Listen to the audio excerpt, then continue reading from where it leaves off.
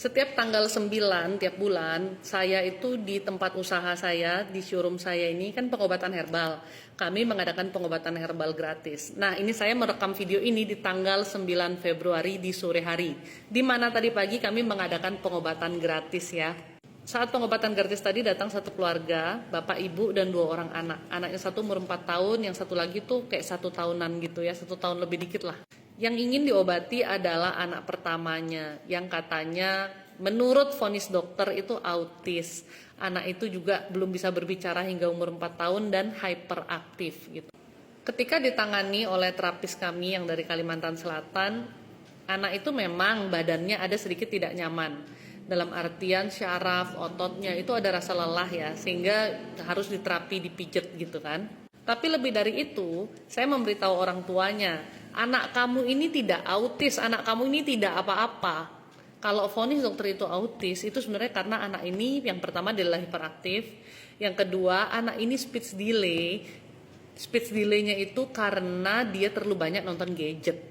Dan orang tuanya pun mengiyakan. Saya bilang, ini anak terlalu banyak nonton gadget nih, makanya speech delay. Dia jarang diajak ngobrol. Dan yang ketiga, anak ini tuh sebenarnya yang orang bilang IndiHome alias indigo atau apalah bahasanya ya, tapi saya lebih senang membilang anak ini punya karunia. Jadi anak ini tuh sensitif banget, dia itu perasa sekali, dan kalau di rumah kenapa dia sering tantrum, ngamuk, itu karena rumahnya dia hawanya negatif. Saya juga bilang sama ibu bapaknya, tolong sebagai orang tua kalau punya anak yang spesial seperti ini, kalian harus lebih banyak berdoa. Anak kecil itu belum ada bentengnya, jadi orang tua harus menjadi benteng doanya, harus berdoa untuk anak itu. Kebetulan dia Kristen, terus saya bilang panggil aja pendeta, minta doa di tempat kamu kalau kayak gitu untuk pembersihan rumah kamu, karena hawa rumah kamu itu panas sekali. Anakmu ini kok di rumah sering tantrum ya, dan dia mengiyakan. Tantrumnya itu karena apa? Karena anak ini sensitif, gangguan-gangguan negatif yang mengganggu dia itu membuat anak ini stres gitu loh. Makanya kenapa rumahnya itu harus dibersihkan. Masalahnya orang tuanya juga nggak pernah berdoa.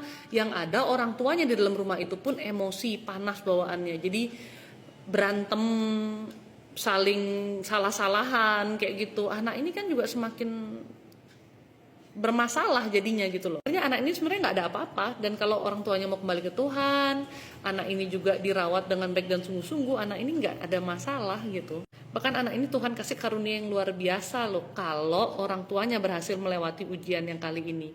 Dalam artian orang tuanya bisa kembali ke Tuhan, berdoa untuk anak itu, dan anak ini pun dirawat dengan benar. Nanti gedenya anak ini akan punya karunia yang luar biasa yang bisa nolong banyak orang juga gitu.